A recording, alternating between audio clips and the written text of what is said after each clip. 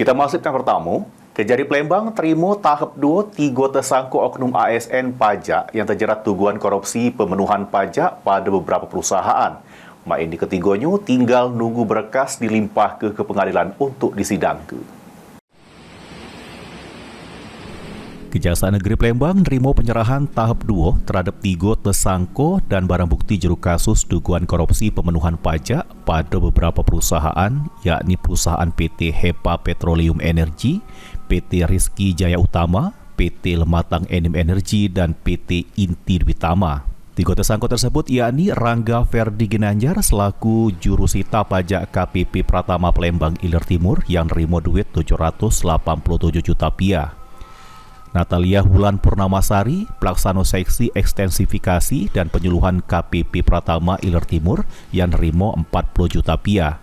Dan Rizky Faris Harjito, pelaksana seksi penagih KPP Pratama Palembang Ilir Timur yang sudah menerima duit sebesar 8 juta rupiah.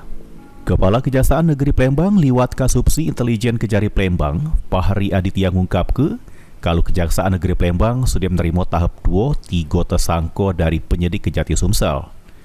Ditambah ke Fahri, para tersangka dan barang bukti tinggal nunggu pelimpahan berkas ke Pengadilan Negeri Palembang untuk disidangkan. Hari ini ada giat tahap 2 terkait perkara pajak. Terima kasih rekan-rekan media. Hari ini kita telah melaksanakan tahap 2 yaitu penyerahan tersangka dan barang bukti dari Kejaksaan Tinggi Sumatera Selatan kepada Kejaksaan Negeri Palembang. Adapun kasus posisi perkara mungkin sudah dijelaskan sebelumnya.